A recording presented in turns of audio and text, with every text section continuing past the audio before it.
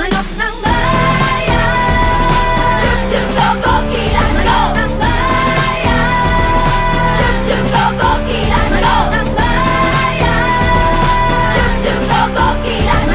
Manok ng bayan, Chooks-to-Go, kilas go! Chooks-to-Go, go kilas go, kilas go! Chooks-to-Go, go kilas go, kilas go!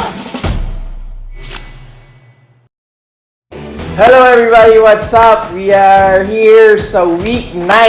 Week 9! NBTC24 NCAA edition and Sasafi edition. week 2 of our Sasafi Juniors edition. This is Kiefer Ravena, Mikee Reyes. Mikee Reyes. Mike's week 9. Nine na. Bilis. Bilis.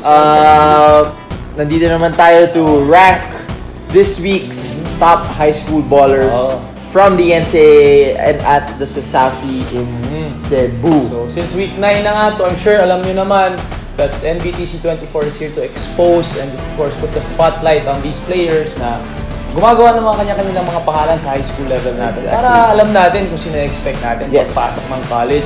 And exciting this week, malalaman natin yung top 24 players ng Sasafi and ng NCAA. Mamaya, dami nagbago na naman kasi dami laro. Dami ata nagbago and we'll see if the top 5 list will still be dominated by the CSB Greenies and if Clint Escamis from the Mapua High School Juniors team will remain at number 1 or will another high school player prevail at the top of the list for our Week 9 and BTC 24. And Keith, we all know that the NCAA is always unpredictable. And Yes. for me this week, nagulat ako dun sa Mapua blowing out the San Beda Red Caps. Yes, By yes, 33 points, if I'm not mistaken. Mamaya, dadaanan natin Mamaya yan sa dadaanan weekly natin yan sa recap natin. weekly recap natin.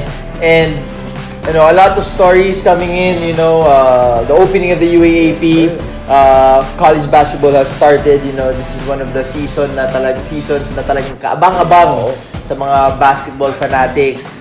A very, very special player visiting the Philippines, you know, kilala natin siya lahat, Stephen Curry coming here, visiting the Philippines once again, Yes, sir. and inspiring a lot of kids, and probably daanan natin yung isang player ng Letran Knights na who just underwent a very unfortunate and delicate surgery na si Jarek Balanza. Mamaya we'll talk about it Tapos in a few moments. After this, dadaanan natin yung player profile natin. I believe Yes, it's our fourth or fifth player na sa ating player profile. And also, we have a special guest. Yes, a very special guest. Malamang hindi pa nila kilala, pero papakilala Natin sa kanila and yung special guest natin, you know, one of like the few players na talagang hindi pa natin nakikilala and will pretty sure make a name for himself once he enters the basketball scene. So, excited tayo dyan and for now, tayo sa pag-usapan natin yun nga, Jarek Balanza of the Letran Knights. Jarek Balanza. I covered the game, that first game that Letran played without Jarek, and it was very, very emotional. Sina Bong Quinto, si Bonbon Batillier, sina Calvo, they were actually wearing Jarek's jerseys pagpasok ng round robin. I was hoping nga na pwede nilang maglaro with that jersey. Yeah. Pero bawal, pero kita mo, emotions were running high of for course, them. very emotional. You know, losing a comrade, you know, in the middle of the season. Not only that, you know, Jarek is a very big part of the rotation of Coach Jeff Napa, and he will surely be missed, especially, you know, when they needed crucial stops, big shots. You know, si Jarek proven and tested yan. He won a championship for the Letran Knights a couple years back, and we just hope and pray, you know, one day he comes back to the hard court and his story will definitely inspire a lot of hindi lang teammates niya, pati mga ibang tao. We talked about Bong Quinto and Calvo, and you said niya champion sila. Actually, silang tatlo na lang. Yes, hold sila over na for that talaga, championship ring that they got in season 91. Pero yun nga, Jarek, it was actually his birthday nung game na yon, and then the next day nagka-surgery na siya. So it was successful. We'll hear about it more in the coming we'll have days. more updates on our fellow athlete. Pero yeah. kakwentuhan ko na may games daw na hindi na siya nakakarinig Oo. from his left side or right side, I'm not really sure. So, minsan daw, si Coach Jeff, kinikwento, sumisigaw daw siya, hindi na siya pinapansin niya, no? So ano yun? So, they finally got it checked. So, yes, and yun alam mo yun, alam naman natin na safety first, pare. Safety first. You know, basketball is just there, you know. Basketball is just a game, but our health and our safety is more important than anything else. So, we wish you the best, Jarek, from your surgery, your recovery, and we hope to see you back very, very soon with that blue-red jersey for the Letran Knights once again. Oo, kasi may last year pa siya next year naman. Yes. So, sana makalaro siya for season 95. But first, pupunta nga tayo ngayon. We'll go on with the show ngayon. So, Keith, tingnan natin kung sino ang ating player profile this week. I'm sure, isa itong player na talagang inaasahan ng kanyang team. So, kilalanin natin ang ating player profile this week. My name is Miguel Oxon and this is NBTC24 player profiles. Ako si Miguel Andre Oxon. My height is 6 foot. I'm 18 years old and I'm from National University. Favorite player ko sa international is Kobe Bryant and dito naman sa local si Scottie Thompson po. My favorite team is Los Angeles Lakers. My favorite move naman is siguro a spin move and jump shot. My name is Miguel Oxon of Batangilas and this is NBTC24 player profiles. And there you go. That was our player profile for week number 9. Miguel Oxon, product of the NU Bullpups. Batangilas din po. Batangilas. One of high school's premier shooters and scorers. Shoot from the three, make you pay from the perimeter, and from one thing I noticed sa game niya, never afraid to shoot.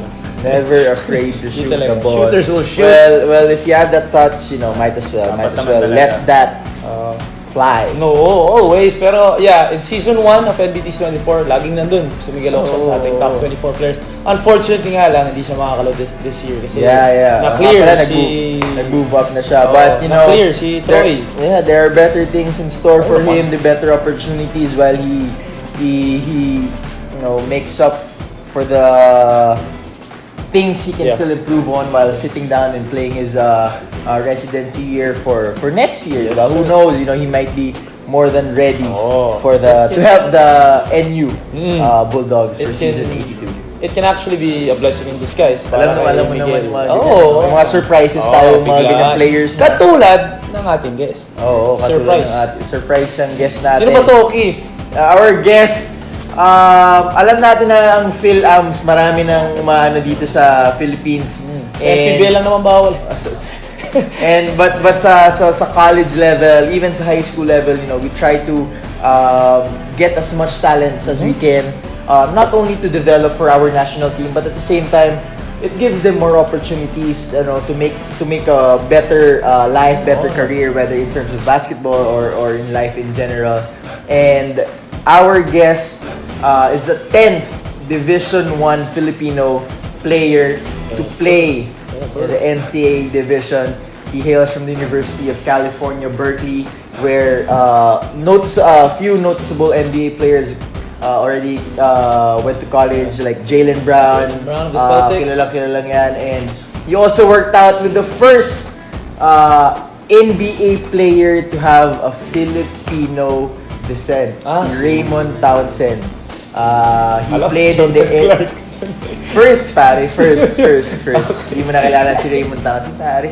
Ano yan, first Filipino talaga na nasa NBA, and he now plays for the Enderun College for basketball.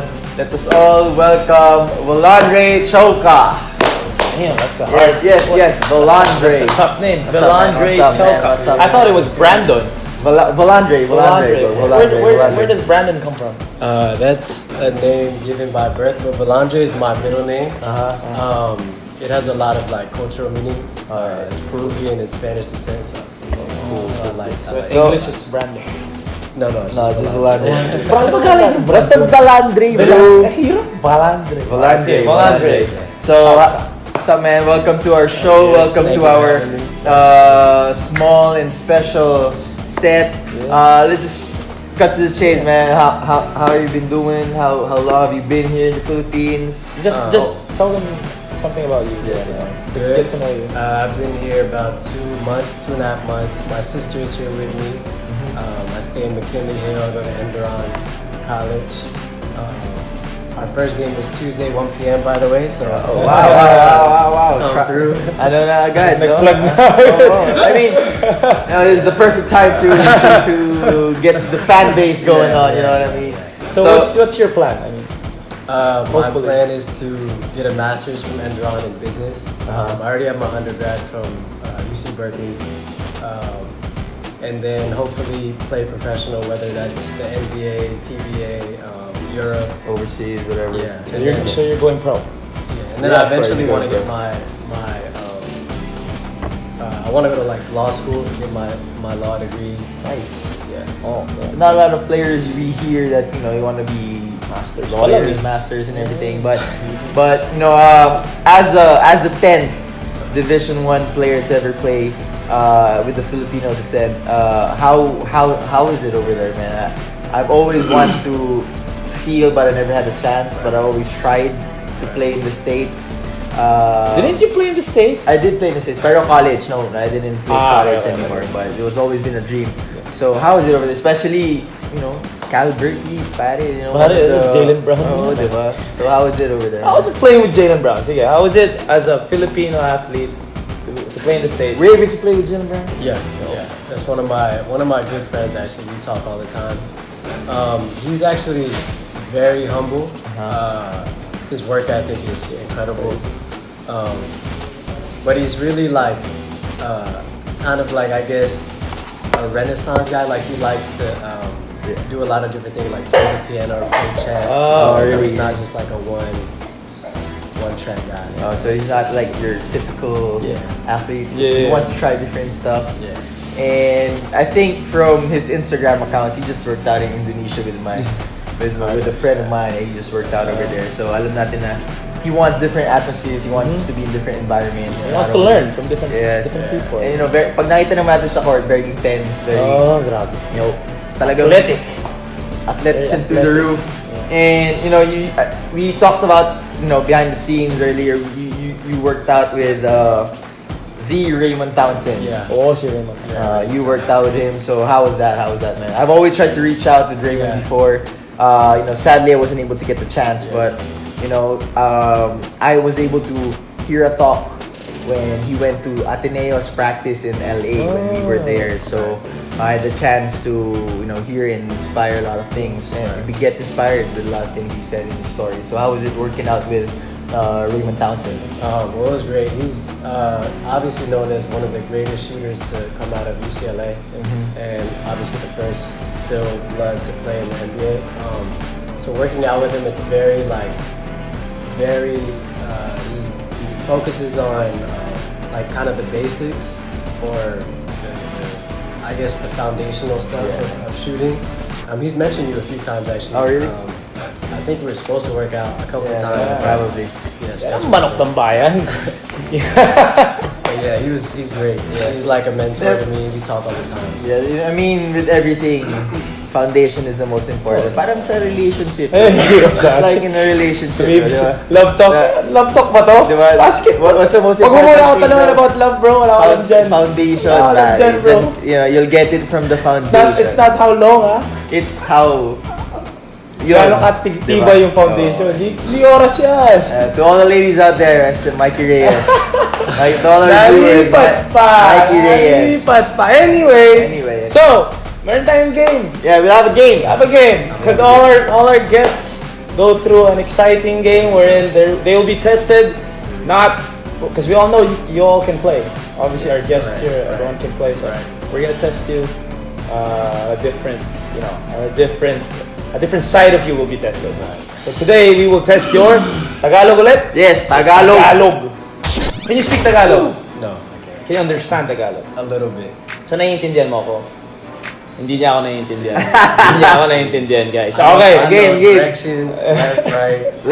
The basic ones, but I have a few tongue twisters for you, and I heard you mention one earlier. Practice pa siya kanini. So let's do this first. Alright, ito. I think our people, our cameraman, our producers will be the judge if you're... Feeling ko, our producer doesn't even know these words also. Nope. Nope. I don't think they've heard of it anyways too. Right, Day?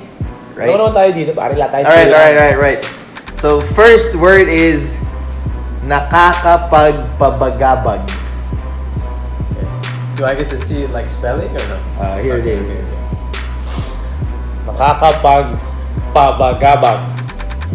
Nakakapagpabagabag. Alright, go. You gotta Go. say it, go. You gotta say it 5 times. 3. 3. I can't even get it once. Nakakapagpabagabag. Papa. Go on. Let's go. Hold on. Nakakapagpabagabag. Yeah. we go. Alright, let's go. 3 times. 3 times. Let's go. That was the one. 3 times? Yeah, Yeah, 3 man. times. Let's go. I gotta have it. Nakakapagpabagabag. Yes. That's 2. That's 2. Nakakapagpabagabag. Pagbagabag. Alright. Alright. 0 of 1. 0 of I 1. got a lot of haters over 0 there. of 1. Next. Butika, butike, bituka. Oh, what does this mean? But- It's a tongue Butika. twister, bro. You know seashells by the Yeah. seashore or something like that, bro. Okay. Alright, so Butika. butika, butike, bituka. Butika is boutique. Yeah, butik. Butike is a lizard, and bituka is like your Liver? Butika. Liver ba? bruh, liver. Wait, what's the second? Bituka, liver, bro. My God. Marami bituka. Viewers comment what bituka means, right? I don't even know. Let Mikee Reyes What's know bituka? what bituka is. Ha? Intestine, right? Intestine. Right? Bruh. Right. Isaw pala, isaw. Butika, butike, bituka. Butika, butike, butika. Butikuka. Butiko ka. Last one. Let's go, baby. You gotta represent, man. Butika, butike, bituka. Butika, Butike. butike, bituka. Yeah. One more. Last Without one. reading. Faster, bro. Okay. Bituka. Just read it just as fast as you can. Butika, butike, Wala ka na yung Yeah. butike, bituka. Yes. That Zero sounds, to. that sounds alright. Third one. Golly. Ang relo ni Leroy ay Rolex. Hirap naman yun. Ang Relo ni Leroy ay I know Rolex. Relo, that's watch. Yeah, it's watch, right? Rolex. Ang relo ni Leroy ay Rolex. Ang relo ni Leroy is the guy's Leroy. name. Ay Rolex. Rolex. Alright. Ang relo ni Leroy ay Rolex. Ang relo ni Leroy ay Rolex. Alright, 3 times, bro. Let's go. I just did it though. That's Oh, Let's go. come on, Let's go, without baby. reading it. Faster. Ang relo ni Leroy ay Rolex. Go. Ang relo ni Leroy ay Rolex. One more. Ang relo ni Leroy ay Rolex. Yes. That's nice. Alright. Alright. Here, you gotta say it 5 times, right? 1 for 3. Pasko Paksiw. 5 times. Pasko, paksiw. Pasko, paksiw. Pasko Paksiw. Pasko. Christmas. Paksiw. Paksiw is it's Pasko. Ayoko na eh. Paksiw. Kamali. yeah, 5 times. Go. Pasko, Paksiyo. Pasko, Paksiyo. Pasko, Paksiyo. Pasko, Paksiyo. Pasko, Paksiyo. Yes. Good job. Alright, so our last one, our clincher. Minikaniko ni Monico ang makina ng minika ni Monica. Alright, I'll say it, right? Minikaniko ni Monico ang makina ng minika ni Monica. Minikaniko ni Monico ang makina ng minika ni Monica. Minikaniko ni Monico ang makina ng Kunin mo naman dyan. Alright? Maybe just twice. Yeah, just twice. Just twice. Pinom eh. Minikaniko ni Monico ako makina. What's this? Minikaniko ni Monico. My bad, wrong type. my bad, typo. Minikaniko ni Monica ang makina Ang makina makina ng minika na Mimika Ni Monica. ni Monica. Alright, one more.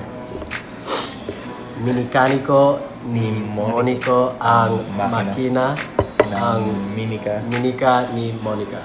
Okay. So, there you have it, guys. We all know that he needs to take some Filipino. Filipino. Ako rin ata eh. Filipino classes in Enderon, you know what's up. You gotta hit your guy out, man. You gotta represent, bro. Business pa daw. Yeah, Tagalog. but man, Good job, good job. hopefully, we wish you luck over out here, man. Upcoming game on Tuesday. Tuesday 1 p.m. Tuesday, 1 Cuneta, p.m. Astrodome. Yeah, Cuneta, Cuneta, Astrodome. Pasay, Exciting They're times. joining the what league is that? UCBL ba? UCBL. What is it? NASCO. NASCO. So that's It's a tough league also, and we wish you luck, your school, and hopefully, an injury-free season as you set forth for your dreams in the future yeah. here. Hopefully, we'll see you more often, whether in Enderon games. or the PBA. Hindi one pala day. during the games. Yeah, Nakapapala. PBA, someday, pare. So, thanks, Val. So, Appreciate it, but you're gonna stay. you're gonna stay here. You're gonna stay here. So, So what's next, Keith? Ang ating NCAA editions reveal ng ating week 9. Yes, our week And then 9. after that, our week 2, Sasaki edition. So, yes. So here's our week 9 for our NCAA edition.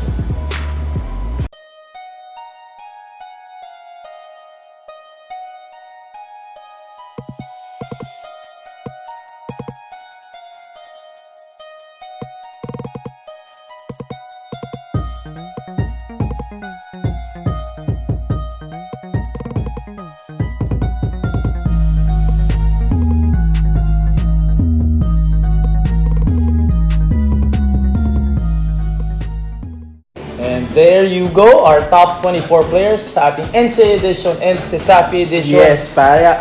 I thought nagbago. Dami nga, dami Oo, bagong nagbago. dami Pero, sabi ko sa'yo kanina, tinambakan ng mapuho yung San Beto. 32 dahil points. ata doon, Oh. kaya si Clint Escamis, number 1. I think, pangilan na niya ito? Fourth?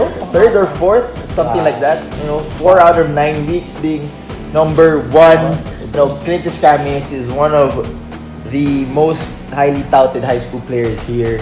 And you know how important it is to get recognized in the high school division for you to really get and to be at the best position for you to get recruited in the college division. So, like for you as a he's one of the best scorers in the league at the same time. Proven winner na siya. But how do you think he will or what are the things he should do more? Improve on. Not only scoring to really get that championship for his team.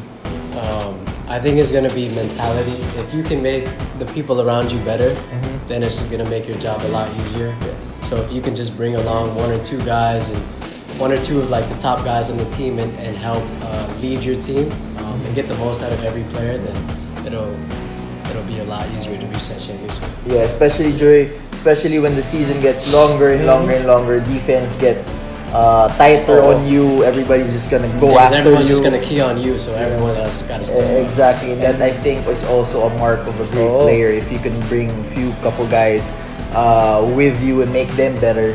As Val said, makes your job a little bit easier, bro. Clint is on a mission. Kasi nga last year, we had the Twin Towers in Warren Bonifacio and Will Gozo. Yes. Both of them are now in the college level. Siya ang talagang And yet natalo pa rin natalo sila, Salvador. diba? At ngayon, pero medyo may chip on his shoulder kasi nga Definitely, most definitely. Joel Cagulangan was their number 1 high school player, number 2 high school player last year next to Kai Soto. Yes. So sa NCAA, basically, siya yung number 1. So Yes. ngayon, Clint Escamis coming into the season has really, has a chip on his shoulder, Yeah, really trying to prove that he may be the best point guard on high Yes, school level. as Mikey was mentioning, Joel Cagulangan, one of the most complete players now in high school.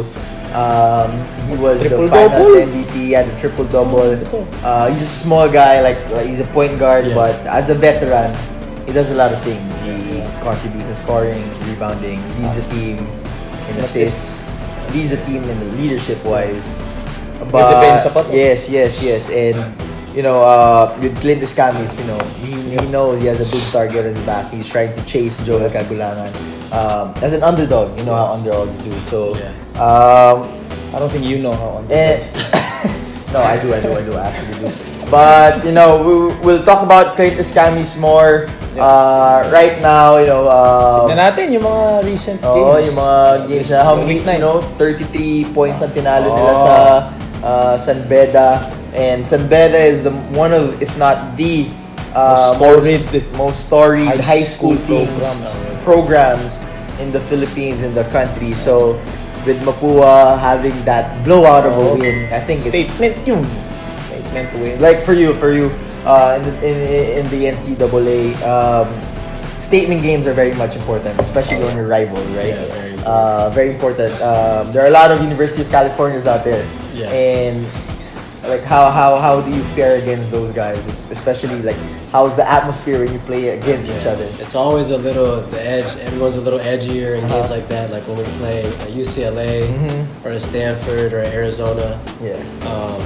So yeah, you're definitely up and awake for that game, and you just want to show that you're the best, usually in your state or your region area. Or division in There you there. have Yeah, so parang it's a different feeling when you play against, if you're chasing against the number one high school player last year in the NCAA. And more than that, I think his hunger of winning that championship to give it to Mapua. That's what sets him apart for this season. Yun nga, the 33-point win by the Red Robins over the Red Cubs is just one of the exciting games na nangyari dito sa ating Week 9 ng NCAA. So check natin lahat ng mga games at tignan natin kung paano nag-fare ang ating mga teams. Faced up now, this time San Sebastian versus LPU. Okay, fast break, one hand dime, nice pass. Rafael Are throwing it up behind his head. How did he get that one to go? Again, San Sebastian zooming down the court. Nice find and won by Dave Balo, who had a team high 22 points. John Barba, more hang time than a painting in Grandma's house. Finishes with overall 28 points. Game high, 99-93. LPU wins it. Next up, Beta versus JRU. For Beta off the jab cross. Contact and one. Koyoka with a dynamic finish. For JRU, setting up. Staying organized. Off the dish from De Los Santos here. Jonicio with a nice layup. Nice 1-2 punch those two are. And speaking of 1-2 punches, Beta has one of their own. Check out Zach Estacio. Rip, Euro, dime to Sanchez for that finish. They take care of business. Beta wins 62-56. Let's go. CSB versus Perpetual. The Greenies have been streaking. Peep this pass by Joel to Inan Fornilos. He had himself a night with 16 points. Off a press break, Esdel Galoy catching, skipping through that lane with a jelly roll to go. LaSalle prevails in this one, winning by 14 points. It is LaSalle Green Hills with the victory. Off the jump ball, Romuel Hunsai has that scoring mentality. This one he gets with a little up and under to start the game. For Latran, check it. Stacy Tabayan off the ball fake, the confidence to pull it from that deep. Bang. Now let's give credit where credit's due. They were down 23 points and they closed the gap in this one. Romuel Hunsai fighting tough bucket there. That boy had 27 points, but it wasn't enough. In the end, Latron wins this one 80-74, holds on to win. San Beta Mapua off the break for Beta. Art Oliva, crafty with it, lay. Paulo Hernandez, sidestep, lay me, right back at you. They got an early lead here at 18 points. Now Mr. Carl Mariano, you're dirty for this one. Euro step, throw it behind, like it's nothing. Trick shot there by the boy, Carl Mariano, what a shot. Final score of this one, man, 91-58. Mapua blows them out. Moving on, we got JRU versus LPU. Started off with JRU. John Amores, sidestep, come here. 3 ball. Give me that. More JRU action. John De Los Santos here. Peep the footwork. That's a tough bucket. Kobe Bryant-esque with a turnaround off the bank. John Barba seems to be the only spark for LPU. Gets it off the window. But they lose this one 82-68 in favor of JRU. Okay, kita mo, exciting games. Yes, that was all our around the games. league. Very much Lagi naman, every interesting. week. Lagi naman ganyan maganda. mga high school players natin. Just gives us a good show. Oh yeah, every It's a good week, show. these teams come out and perform at the best of their ability, and always there are 5 highlights. Lagi nating 5 highlights. na ano. And with those top 5 highlights, we always make our special guest My favorite. have a special introduction, just like Glenn Cobontin did a few weeks ago. So hopefully our guest Val doesn't make the same mistake as he introduced this favorite segment of ours as the NBA top 5 plays of the week. So without further ado, Val, Take it away. Take it away. Okay, these are the NBTC top 5 plays of the week. Week number 9, top 5 plays of the week brought to you by NBTC. Let's get into it. Number 5 from San Beda.